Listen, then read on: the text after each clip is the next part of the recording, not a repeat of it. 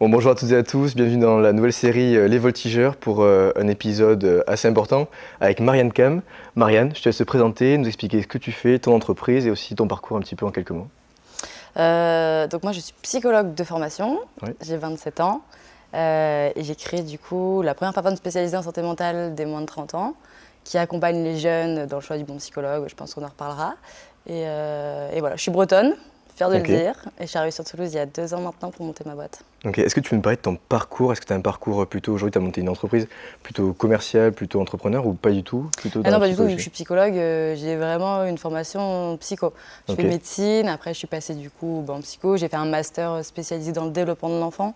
ok, Et après, j'ai travaillé 1 an en pédopsychiatrie à l'hôpital. ok. Et ensuite, j'ai monté Domi. Ok, est-ce que tu peux nous parler un petit peu de pourquoi est-ce que tu as choisi, au lieu de faire par exemple de la psychologie toute ta vie ou de rester là-dedans et de faire vraiment cette profession-là, pourquoi est-ce que tu as choisi de monter une entreprise en lien avec la psychologie? C'était pas... En fait, je suis pas partie en me disant je veux monter une boîte. Ouais, C'est lors de mes premières expériences professionnelles, donc j'ai travaillé à peu près 3 ans, où je me suis rendu compte qu'il y avait un réel besoin et un enjeu sociétal en fait, auquel il fallait répondre. ouais, Donc de fil en aiguille, j'ai commencé à réfléchir sur un petit projet et je pensais monter quelque chose, tu vois, avec quelques psychologues dans une ville ouais. et avoir un impact à petite échelle. Et finalement, j'ai découvert l'entrepreneuriat et j'ai découvert le monde des startups. J'ai rencontré plusieurs personnes, des incubateurs, etc. et qui ont signalé que finalement le projet avait une forte scalabilité, etc. Ouais. Et c'était modèle startup à fond. Donc Ok. maintenant, j'aime ça. Ok, donc tu dirais en fait c'est un petit peu des conséquences petit qui t'ont permis de te dire en fait mon projet, celui que je porte avec Domi, Mm, il a un impact possible. c'est Et ça. donc tu dis ok, je fonce là-dedans. Est-ce que tu pourrais en dire un peu plus sur Domi, ce que c'est et ce que ça peut apporter également, quel est l'impact de Domi en réalité? Donc nous, on a un impact réel sur l'orientation des jeunes dans les soins psychologiques. Donc c'est-à-dire qu'on a D'accord, créé un questionnaire qui permet de faire un pré-diagnostic sur tes besoins en santé mentale. Et d'accord, en fonction de ce pré-diagnostic, nous, on est capable de t'orienter vers le psychologue qui a l'approche thérapeutique qui convient. ok, d'accord.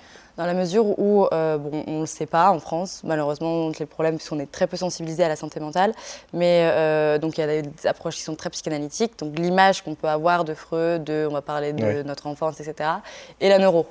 Et il y a un continuum de courants de pensée, Mhm. avec différentes approches et différentes approches de soins. Et donc moi, je suis très neuro, très comportementaliste, etc. D'accord. etc.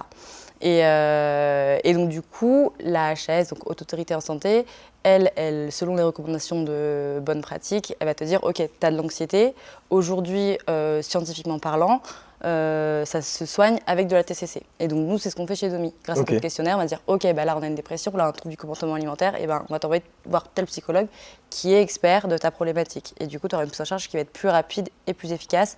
Tu n'as pas besoin de tester plusieurs professionnels et tu n'as pas de mauvaise expérience où tu es déçu, où tu te dis j'ai l'impression d'avoir parlé, un peu pissé dans un vélo. Ouais, exactement. Comment est-ce que tu fais pour, on va dire, aujourd'hui tu as à peu près 800, vers près de 1000 Ouais. psychologues qui t'accompagnent. Comment est-ce que tu fais pour les sélectionner? Qu'est-ce que tu recherches chez eux? Est-ce que tu as, je sais pas, tu as une grille d'évaluation, quelque chose en particulier? Ouais, nous on a créé un questionnaire du coup qui va D'accord. aller les challenger et chercher leur expertise, leur expérience et leur formation.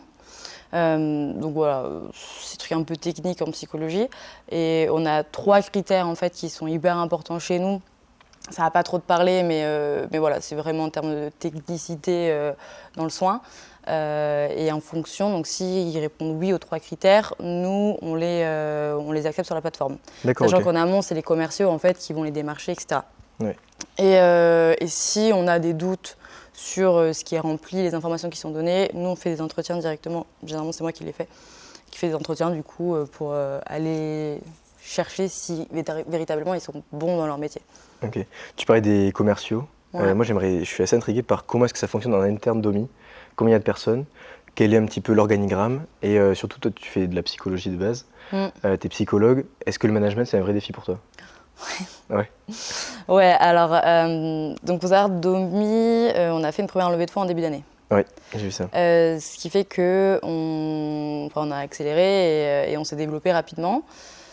Donc j'ai vite embauché et on est monté jusqu'à 10 personnes là en fin d'année scolaire, donc jusqu'en juin. C'était pas facile, on a eu nos premiers CDI, etc. Là aujourd'hui on est 7. D'accord. dans la boîte. J'ai une 8e personne qui arrive en novembre, mais voilà, on est 7. Et ouais, le management, c'est le plus dur, je trouve. C'est plus dur. Qu'est-ce que tu trouves de compliqué? Enfin, qu'est-ce qui... Je travaille encore avec pas mal d'étudiants, bien qu'on ait des CDI, mais les CDI, on sera peut-être amené à en reparler sur les échecs, etc. Mais j'ai pas, enfin, n'ont pas le rôle de pilier encore, donc c'est-à-dire que c'est une organisation, je sais plus comment on dit en termes de business, enfin technique, mais tu sais, où tous les pôles en fait ont le regard sur moi et chaque personne est centrée sur moi et attend du coup mes validations, les actions, enfin le découplement des actions, etc., etc. Donc c'est compliqué d'être hyper sollicité, c'est compliqué de tenir une boîte, de gérer notre propre pression, etc. Ouais. Et de ne pas la faire refléter sur ton équipe, etc. etc. quoi. Et tu sais, il y a un truc qui m'interroge vachement, c'est, je me dis, nous on fait des études en lien avec le monde de l'entrepreneuriat, des choses comme ça. Toi, c'est pas du tout ta formation. Il y a peut-être des gens qui nous écoutent et qui sont pas du tout dans ce secteur-là également. Comment est-ce que toi, tu t'es dit, ok, bah oui, allez, j'accepte les responsabilités qui me sont dues et j'arrive à naviguer dans ce milieu de l'entrepreneuriat? YouTube. YouTube. Franchement, YouTube, le site de la BPI, enfin, je me suis formée, quoi. J'ai lu beaucoup de choses. Je pense que j'ai une bonne capacité, enfin, la capacité en tout cas à m'entourer de bonnes personnes. Oui. Et en fait, de cerner si la personne, elle est bonne ou pas. Et du coup, ce qui fait que j'ai énormément appris via les rencontres que je faisais et je savais quelles questions poser. Et donc, c'est ça qui m'a fait développer mes compétences. Mais pour le coup, je ne sais pas si ça aurait changé quelque chose que je fasse. Enfin, si j'avais fait 5 ans d'études dans le business, tu vois, je ne sais pas si littéralement ça aurait changé quelque chose. Ah, c'est intéressant ce que tu dis. Parce que j'ai remarqué un truc, c'est que tu as un gros réseau en fait, avec toi. J'ai l'impression que tu as su t'accompagner d'une part d'incubateurs comme la French Tech, tu as intégré des programmes, mais aussi, je sais que tu es à Life is Good, des choses comme ça, mais aussi des préparateurs. Je crois que tu es avec Monsieur Perrin. Qui t'accompagne sur des différentes choses. Comment est-ce que tu crées ce réseau autour de toi et qu'est-ce qui t'apporte? Le soirée réseautage. Ah ouais, soirée réseautage? Ah ouais, vraiment. Et c'est du boulot, c'est du culot.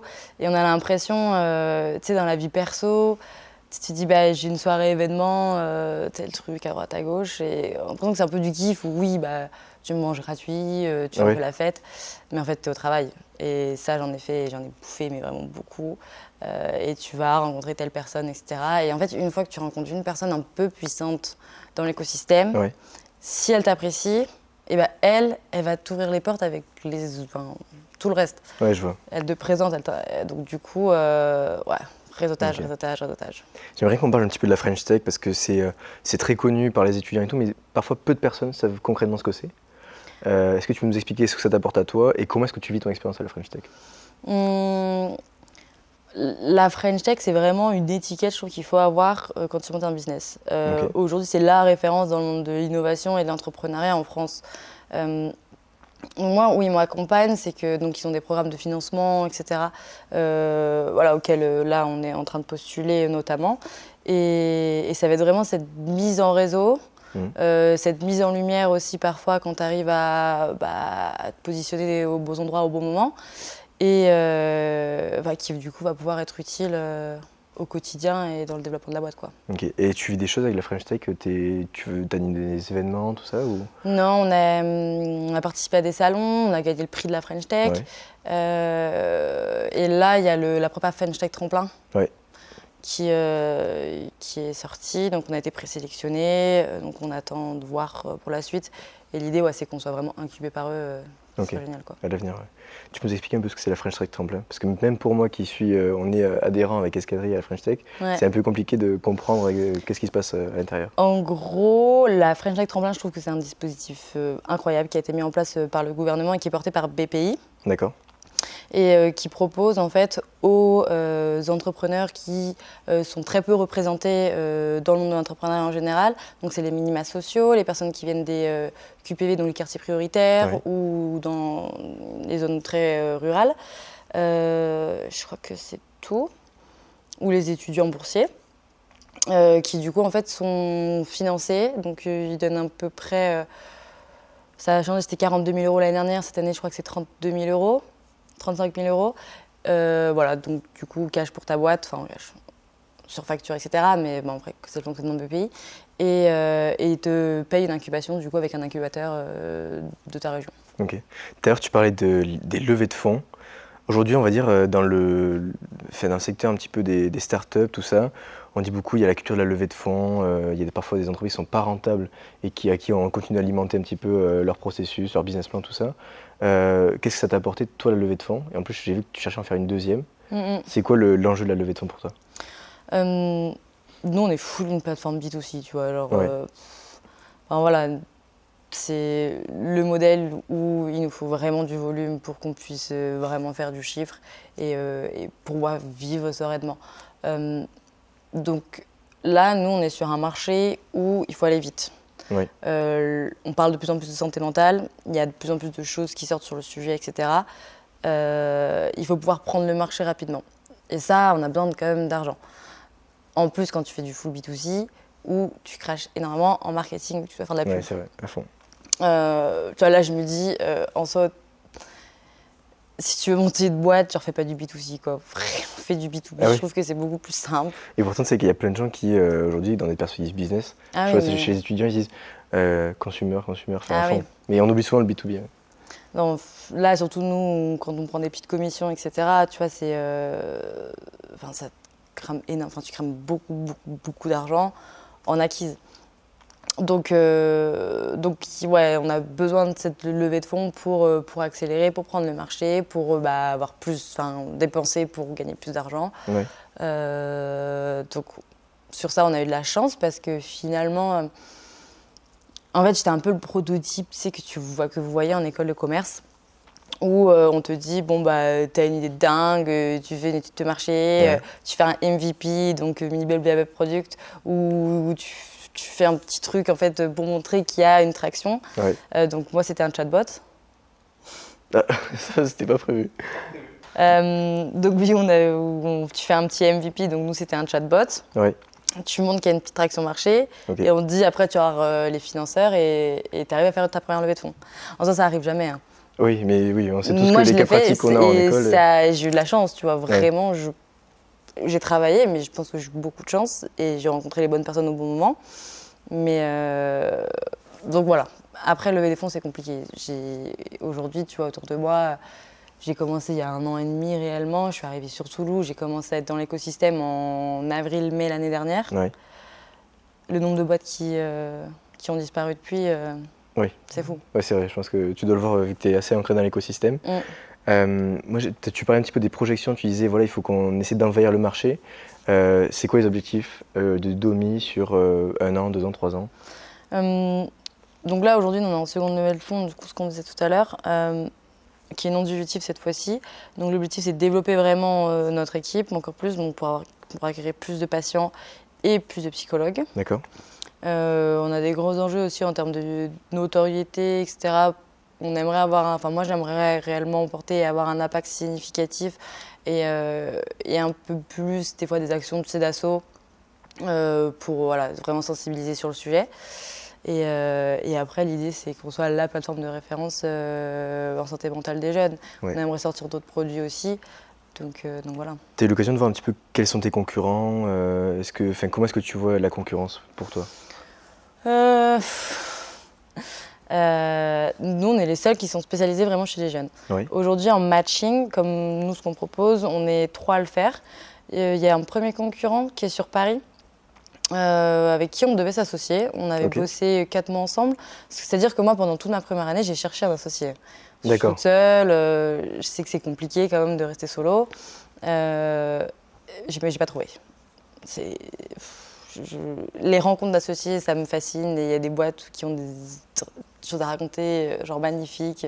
Moi, j'ai galéré et j'ai pas trouvé. Enfin, si, avec la levée. Et du coup, qu'est-ce que j'allais te dire? Et oui, et du coup, moi, je sais plus ce que j'allais dire. L'associé. Comme quoi tu veux t'associer avec une boîte. Je vais m'associer avec, du coup, potentiellement, du coup, mes concurrents. Oui. Ça l'a pas fait parce que voilà, c'était surtout de ma part, mais ça s'est pas fait. Aujourd'hui, on se parle pas et je suis rapidement ce qu'il fait, mais je sais qu'il est pas assez ambitieux, donc il me fait pas tellement peur. Il y a une autre boîte qui, pareil, fait la même chose et qui est pas loin de Toulouse. Et pour le coup, je l'ai rencontré. Personne n'a pris contact l'un avec l'autre. D'accord. Ils sont 5. Ok. Ils sont 5, mais ils ont plus de 40 ans tous, tu vois, les 5 fondateurs. Et on ne s'est jamais contacté. Moi, j'ai toujours été, j'ai ajouté sur LinkedIn. Enfin, Ouais, pas de concurrence malsaine entre non, vous. parce que dans tous les cas, je considère qu'il y a des synergies qui peuvent être communes si on Ouais. est malin.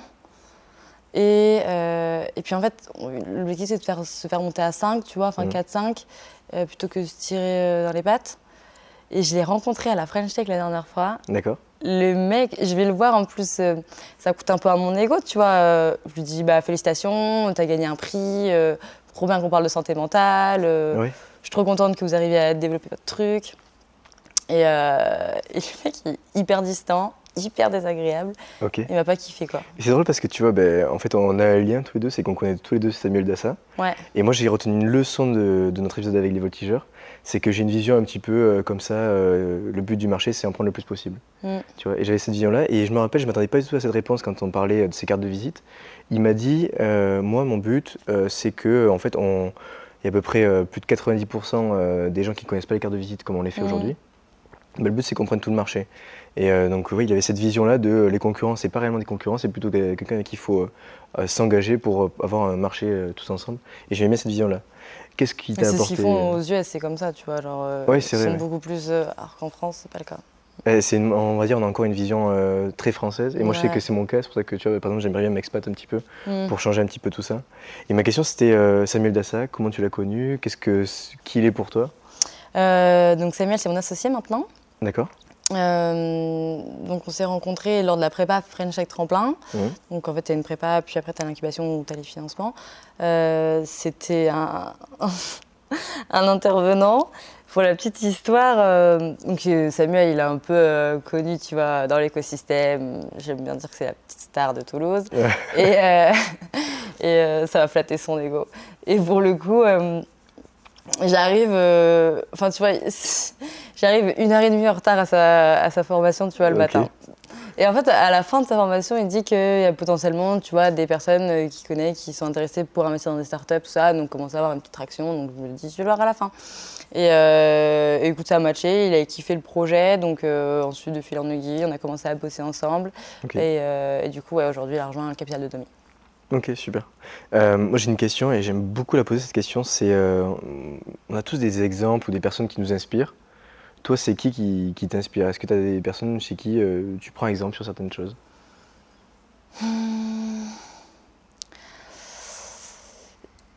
Je suis inspirée par pas mal de femmes entrepreneurs. D'accord. Il y a comment elle s'appelle, Wolf, qui est la fondatrice de Bumble, par exemple. Ok. Tu vois, c'est une personnalité que j'adore, qui milite de ouf pour les droits de la femme, etc. Ouais. Elle a un parcours de vie qui était compliqué et aujourd'hui, c'est l'une des femmes les plus puissantes au monde, donc je trouve ça dingue.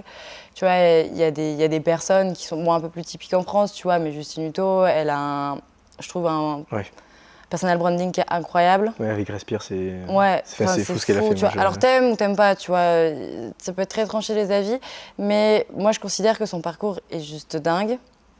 Et moi qui travaille beaucoup sur mon personal branding, c'est une personne qui m'inspire, tu vois. Ouais, je vois. Vraiment au quotidien. Tu parlais du personal branding, je trouve que c'est hyper important. Il y a plein de gens qui n'arrivent pas à se marketer et toi aujourd'hui tu es en train d'essayer de le développer pour toi. Quels sont tes conseils, que ce soit pour les jeunes, mais aussi pour toutes les personnes qui peuvent nous écouter, qui soient plus âgées, entrepreneurs ou non?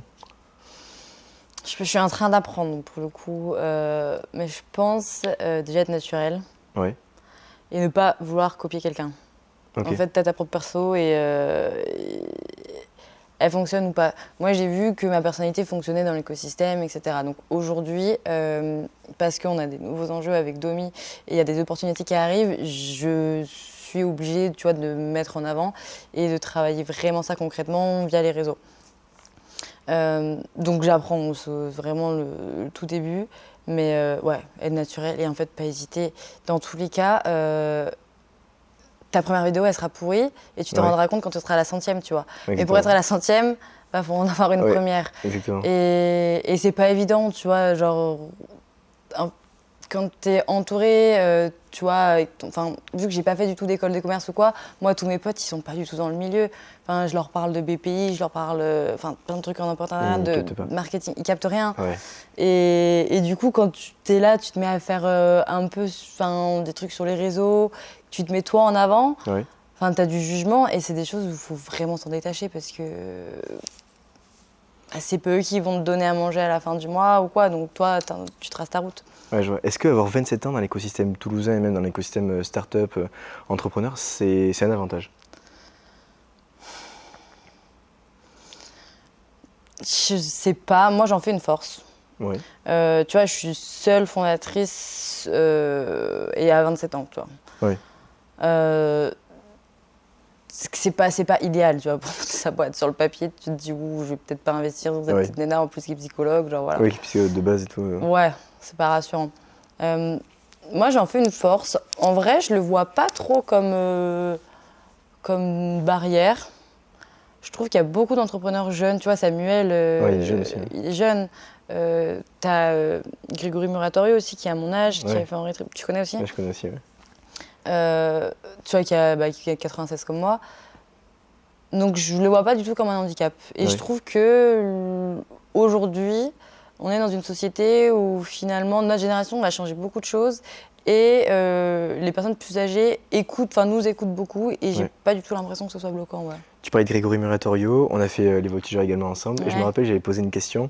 Parce qu'en fait, ça m'avait marqué. Ce qui m'avait marqué dessus, c'est l'authenticité naturelle de la personne. Ouais. Je sentais vraiment que c'était une personne à part entière et qui serait lui, peu importe la situation. Et toi, aujourd'hui, comment est-ce que tu te définirais et comment est-ce que les autres te définissent?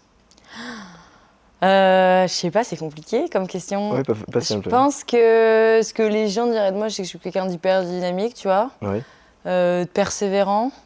Et tu vois, on m'a sorti là cet été, parce que j'ai eu des trucs un peu compliqués niveau perso. Et on m'a sorti, on dit, mais Marianne, tu te rends pas compte que t'es Wonder Woman, tu vois. Et en fait, je donne cette image-là, en mode, tu sais, toujours la tête haute, ça tout le temps, Ouais, c'est je vrai, trace ma route. Et ouais, du coup, ouais, c'est ce qu'on dirait de moi. Mais après, Ok. J'aimerais bien revenir sur la Marianne au temps de l'école, du collège, du lycée, tout ça. Tu étais une fille comment comment tu te vois à l'époque? Est-ce qu'elle a beaucoup changé, Marianne, ou pas du tout? C'est toujours été la même? ouais, non, je pense que j'ai toujours été la même, en vrai. Tu sais, j'ai toujours eu ce côté un peu leadership, Ouais. à aider, tu sais, les gens. Tu vois, dès qu'il y avait quelqu'un de seul dans, tu vois, au self ou des trucs comme ça, je disais avec ma bande de potes qui, eux, n'avaient rien à foutre, tu vois. Ouais. Genre, elle vient avec Elle vient avec nous. nous. Ouais, et je sais pas, j'ai toujours été un peu grande gueule. Ouais. Ça, J'étais chiante, franchement, je pense que j'étais tu sais chiante. d'où ça vient ou pas, ce leadership? Des fois, Je sais pas. je sais que tu vois, moi, je l'ai un peu développé avec le sport beaucoup. Ouais. Je fais du rugby, des choses comme ça, mais aussi ça vient aussi peut-être de mes parents. Ils Je m'ont pense, toujours ouais. dit d'être vraiment leader, de porter des projets. Pour toi, ça vient d'où? Je sais pas, je pense que je suis déjà l'aînée d'une fratrie de 4. Et Ok. j'ai 3 petits frères. Donc j'ai dû peut-être m'imposer rapidement et j'étais très vite autonome. Mais je sais pas d'où ça vient. Ok. Vraiment. Et la psychologie, ça aussi, ça vient d'où? Parce qu'à la base, si j'ai compris, entrepreneur, c'était pas du tout dans les perspectives. Non. C'est la surprise de la vie, c'est comme ça. Mm. Mais psychologue, c'est quoi? Tu sentais avoir J'ai fait médecine, donc PACES, Ok. durant 2 ans. J'ai pas eu mon concours, donc j'ai pas eu médecine à 4 places. Donc je suis tombée de 15 000 étages. Et là, je me suis retrouvée à me dire, ok, bon, qu'est-ce que je vais faire de ma life? J'avais envie de faire quelque chose qui me plaisait, puisque j'avais vraiment pris cher pendant 2 ans en PACES. Et j'avais beaucoup aimé les cours de psychiatrie. Ok. Donc je me suis dit, bon, je vais aller en psycho. Sauf que annoncer à tes parents que tu vas faire psycho, alors que pour eux, la psychologie, tu vois, c'est un truc Ouais. un peu hippie, bobo, machin. Et voilà, pour eux, tu sais, il y a encore cette vision où tu vas en fac de psycho, tu sais, c'est Oui, poubelle, tu vois. c'est ça. C'est Il y a faut pas y encore mettre- beaucoup ça. compliqué. Et donc, mes parents n'étaient pas hyper chauds. Et ils ont mis du temps à l'accepter. Mon père, surtout, a mis beaucoup de temps à l'accepter. Mais après, je me suis dit, je trace ma route. Et en fait, le truc, c'est que L2, du coup, c'était vraiment la fête pour moi après médecine. Ouais, Tu vois, je bossais tu une lâches semaine tout. avant les partiels. C'est pas très compliqué. L3, du coup, je l'ai fait en Erasmus, donc pareil, c'était Ok. chouette. Et en fait, je suis arrivée en master. Et en plus, j'avais pas la notion que j'étais vraiment déconnectée. Que, tu vois, tout ce qui est sélection, etc., qui est hyper compliqué aujourd'hui, que ce soit en droit ou en psycho. Et moi, je postule à une fac, à Montpellier, et je suis prise en master. Et je me rends compte, en fait, je connais rien au métier, que j'ai fait 3 ans, mais en fait, j'ai pratiquement aucune connaissance. Oui. Et là, je me dis, ok, bon, ben, on va vraiment découvrir ce que c'est des psys. Et j'ai aimé. Franchement, j'ai aimé. Il y a des aspects que j'aime moins, tu vois, je suis pas une professionnelle qui va aimer faire de la psychothérapie de fou. Ok. Mais je pense que c'est vraiment le destin plus de, tu vois, ce parcours de vie où je suis passée par la psychologie et ouais, et voilà. Mais après, j'ai toujours eu ce côté, tu vois, adorer comprendre le comportement humain. Oui. Je lis beaucoup les signaux faibles et tout ce qui est non-verbal. Donc ça, c'est, je pense, inné. Et ce qui fait que, fatalement, tu vois, je me suis retrouvée en psycho. Ok. Alors on va faire un jeu, c'est totalement improvisé.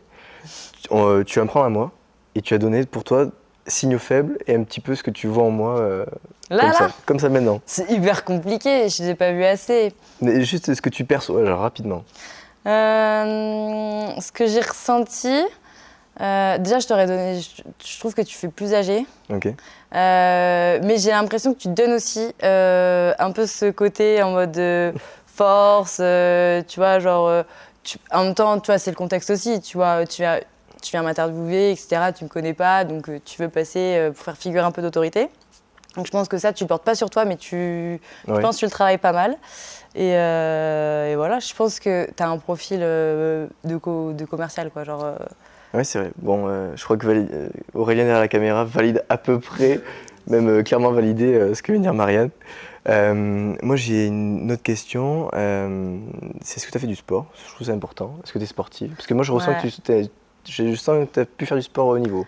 À haut niveau, je sais pas, mais ouais, j'ai fait beaucoup de natation. J'ai détesté ça. Mes parents me forçaient à aller en compète. C'était horrible pour moi. Okay. Je sais pas, cet esprit compétitif, ou du moins, j'aime le faire avec une équipe. Donc, pas du tout, en fait, les compètes de natation, pour le coup. Mais ouais, du coup, j'en ai fait pas mal. Ok. J'ai une question pour revenir sur l'entrepreneuriat, Domi, tout ça. Domi, est-ce que tu sens que c'est une aventure qui va continuer sur le long terme? Tu veux que ça continue vraiment dans les prochaines années? Ou c'est quelque chose où tu dis, ok, je vais un moment peut-être laisser ce projet-là et passer le cap sur autre chose?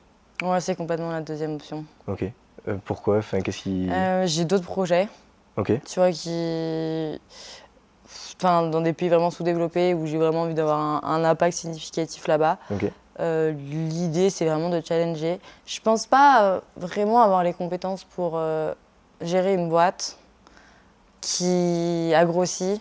D'accord. Et qui va travailler avec beaucoup d'argent, etc. Je pense pas. Je pense que c'est là où, en fait, vos formations font que peut-être on peut accompagner ces projets quand il faut passer un step. Je pense. Ok. Et non, l'idée, c'est la challenger et refiler le bébé en m'assurant qu'il y ait toujours cette optique vraiment d'impact qui est important pour moi. Et voilà. Ok. Tu parlais de bébé, ça m'a fait penser à une question que je voulais absolument te poser. C'est aujourd'hui Domi, c'est pour des personnes qui ont 30 ans, les parents. Enfin, on sent que tu as quand même une cible. Pourquoi cette cible-là? Donc, ouais, comme je te disais, du coup, je suis vraiment spécialiste du développement de l'enfant et de l'adolescent. Donc, moi, c'est vraiment mon dada en psycho. D'accord. Et je souhaite réellement avoir un impact sur la santé mentale des jeunes. Parce qu'il y a 75% des troubles qui apparaissent avant 25 ans, sauf que personne ne le sait. Et que si tu vois, on dit que 75% des cancers apparaissent avant 25 ans, on irait tous à l'hôpital. Oui. Donc nous, j'ai vraiment envie d'avoir un impact sur ce dépistage précoce, dire ok, un gamin en fait qui est au collège ou au lycée, il a déjà des signes de dépression, d'anxiété, troubles du comportement alimentaire, et de là dire ok, mais c'est normal en fait d'aller voir un psy, et on va te donner les outils pour faire en sorte que tu vas pas développer à 35 ans une crise qui va être durable et plus sévère, tu vois. Oui. Il y a une super interview qui a été réalisée par Hugo Décrypte, je sais pas si tu l'as vu. Ouais. Il a interrogé Emmanuel Macron sur cette question de la santé mentale, c'est la première question qu'il pose. Ouais. Moi, j'aimerais savoir un petit peu qu'est-ce que tu en penses, quelles sont pour toi c'est quoi les causes et comment est-ce qu'on peut réussir à contrer ça?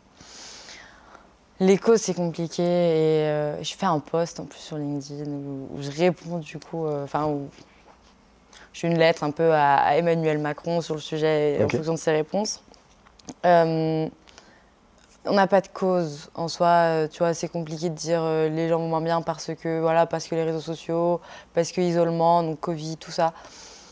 C'est compliqué. Je pense qu'il y a une prise de conscience où les gens, il y a plus d'introspection parce qu'on libère le sujet, etc. Donc forcément, les stats changent. Ouais. Tu vois, là où avant, en fait, des gens pouvaient être aussi mal, mais ils ne le disaient pas. Voilà, exactement. Donc tu n'avais pas une personne sur 5. Et oui, c'est le dépistage précoce. C'est qu'il faut vraiment faire en sorte que dès le plus jeune âge, tu as une problématique, et ben, tu vas consulter. En fait, quelqu'un qui bégaye ou quelqu'un qui a du mal à lire ou quoi, il va aller voir un orthophoniste. Oui. Il ne va pas attendre d'avoir 40 ans pour aller consulter. Ouais, je vois. Mais sauf qu'en psychologie, c'est ça le problème. C'est ce qui se passe. Et du coup, les gens prennent des médicaments, tu vois. Ok. Ouais, parce que là, aujourd'hui, j'ai vu que tu utilises un chatbot. C'est quelque chose, tu as développé un petit peu ton site. Tu mets tout sur on va dire, les outils logiciels, mais aussi sur le marketing. C'est ce que tu essaies d'unir pour la performance. Du coup, on a quand même sorti du coup une web app qui est faite en no-code et qui nous permet en fait d'avoir le matching et après la prise de rendez-vous. D'accord. On a en plus le chatbot qui est disponible parce que l'objectif c'est toujours d'avoir un accompagnement, proposer un accompagnement qui est humain. Donc chaque personne a la possibilité d'avoir un rendez-vous avec soit un psychologue par téléphone gratuitement ou discuter avec un humain sur le chat, quoi. Ok. Tu parlais de l'Afrique, de ta volonté d'avoir un impact sur des pays un petit peu sous-développés. C'est quoi que tu souhaites faire? T'as une idée, t'as des projets? Ouais, j'ai fait un voyage humanitaire, du volontariat pendant 3 mois en Afrique. Okay. Et j'aimerais beaucoup développer la partie éducation, accompagnement à la parentalité, etc. là-bas. Et parce que peut-être tellement d'enfants qui sont malheureux, qui ne savent même pas ce que c'est une caresse ou tu vois, juste de l'affection. Et donc c'est vraiment l'objectif. Donc, dans un premier temps, c'est vraiment à portée humanitaire, c'est porter la contribution dans ces pays-là. Ouais. T'as une idée de la destination ou pas du tout? Là, j'étais au Bénin, donc j'ai adoré le pays, j'ai adoré la mentalité. Donc on verra. Ok, super. On va arriver vers la fin de l'interview. Je pose souvent des questions vraiment personnelles, à commencer par quel est ton livre préféré? Quel est mon livre préféré? T'as pas le droit de citer Freud. Non, j'aime pas Freud. Je te dis que je suis en neuro, je suis pas en psychiatre. Ah oui, c'est vrai, tu m'as dit ça au début en plus. L'alchimie, je pense, de Paulo Coelho, qui montre que en fait, la persévérance fait que tu arrives toujours à ton but et que tout peut arriver. Ok, tu crois beaucoup à la persévérance? Ouais. J'ai vu que tu décrivais pas mal avec ce mot, quand je t'ai dit qu'est-ce que disaient les gens de toi. C'est dû à quoi cette persévérance? Comment tu la cultives? Jamais abandonné, même après l'échec, donc c'est la résilience, c'est dire ok, si tu veux aller là, que tu t'es planté en prenant ce chemin-là, tu vas aller retourner et voilà quoi. Ok. Autre question, quel est ton film préféré? Je sais pas, en plus c'était pas noté ces questions. Je pense que c'est À la poursuite du bonheur avec Will Smith. Il est avec son gamin. C'est bon, je l'ai. Ok, c'est bon. Quand il veut se faire embaucher dans une banque d'affaires et il est dans la rue, il est vraiment. Ouais, il fait tout pour. Ouais, je vois très bien. Son fils, ouais. Est-ce que tu dirais que les décisions, des fois, tu dis que tu prends des échecs dans l'entrepreneuriat. Est-ce que tu dis que c'est l'entrepreneuriat, c'est aussi ça, c'est prendre des échecs, faire des mauvaises décisions? Tu le lis à quoi? Ouais, pour moi c'est évident, ou en tout cas, pour moi c'est normal, tu vois, de prendre des mauvaises décisions. En fait, si tu prends pas de mauvaises décisions, c'est que soit tu les as prises trop tard les décisions ou t'en prends pas. C'est pas possible sinon. Je suis quelqu'un qui est très dans l'exécution, donc oui, fatalement, potentiellement, à un moment donné, tu t'es foiré. Je sais pas, je considère que ça sert à rien en fait de réfléchir sur un truc pendant 2 mois. D'accord. Perdre du temps. Et on le voit bien aujourd'hui, parce que nous, on a grandi, tu vois, en 1 an et demi. Ce qu'on a construit, c'est incroyable, tu vois, en si peu de temps, vraiment. Et ça, j'en prends vraiment conscience. Mais c'est parce que, justement, je me pose pas 15 000 questions, et puis on y va. Et puis si on se foire, c'est pas grave, parce que du coup, on trouvera... Le plus important, c'est jamais faire 2 fois la même erreur. Voilà, c'est ça. Et que ça te coûte pas trop d'argent non plus, quoi. Ouais, c'est vrai, c'est un peu embêtant. Qu'il n'y ait pas trop d'enjeux. Et tu parlais d'argent, c'est bien, la dernière question, c'est ça, c'est les chiffres. J'aime bien, souvent je trouve que les gens, pour visualiser un petit peu, surtout de base, t'es psychologue de formation, t'as décidé d'entreprendre et tout. Domi, aujourd'hui, c'est combien, cette personne, tu nous as dit? Ouais. Et en termes de chiffres, qu'est-ce que ça représente? Euh, Alors pour le moment, c'est des données qu'on ne communique pas. Ok. Non, mais si Ouais. tu veux pas les communiquer, juste donner peut-être des idées de. Aujourd'hui, on a accompagné, tu vois, 4500 patients. Ok. On travaille avec 900, un peu plus de 900 psys. Ok. Donc, ouais. Ouais, Voilà. donc ça se fait quand même. Ouais, pas on mal. a une cinquantaine de partenaires. Et voilà. Ok. Et c'est enfin, littéralement, moins d'un an d'existence. J'ai sorti la première version de l'application en septembre l'année dernière, tu vois. Enfin, c'était même pas de l'application, c'était juste Ok, le donc chatbot. quand même, tu vois, enfin, il y a quand même une sacrée croissance Mm, sur cette année qui s'est écoulée. mm. Et pour conclure, je pense que ceux qui regardent pas mal les voltigeurs le savent, la question fatale, c'est est-ce que tu peux nous donner le prochain ou la prochaine voltigeur ou voltigeuse de l'émission? Ouais, j'y réfléchis du coup, sachant que ça T'avais vu un viole. petit peu Bah ouais, et je savais pas, mais je pense qu'il y a. C'est une femme, donc moi je mets en avant les femmes, tu vois, Non, mais entrepreneur. pas de souci. Il y a Charlotte de Wilby, Charlotte Tandou. Je sais pas si tu Je connais pas du tout. Charlotte Tandou de Wilby qui est à peu près à mon âge et qui a monté une boîte qui accompagne les jeunes dans l'orientation. Ok. Donc avec une sorte de plateforme qui permet d'aller suivre avec des sortes de stories les métiers. Et donc ouais, je pense que ça serait intéressant. Ok. Est-ce que tu penses qu'on peut l'appeler maintenant pour lui proposer? Ouais, on peut essayer. Mon Parce que portable il est là-bas. T'as le téléphone, ouais? On est en train d'être filmé là. Oh waouh, ok, d'accord. Ah ouais, donc j'avais pas d'autre choix que de dire oui. Ah ben, au pire, on aurait coupé Charlotte. Mais vu qu'on veut être authentique, c'est compliqué. Ok. Donc voilà. Bon, merci pour cet épisode. J'espère que ça vous a plu. Et merci à toi, Marianne. J'espère que tu as aimé l'exercice. Merci à vous. Ouais, c'était chouette. Normalement, je t'ai pas sympa. trop piégé. Non. Donc voilà. Merci. N'hésitez pas du coup à aller checker nos réseaux sociaux, donc domi.santé ou -santé sur Insta, TikTok. Je suis pas mal présente aussi sur LinkedIn, donc voilà, si vous voulez en apprendre plus sur la santé mentale, allez checker Domi.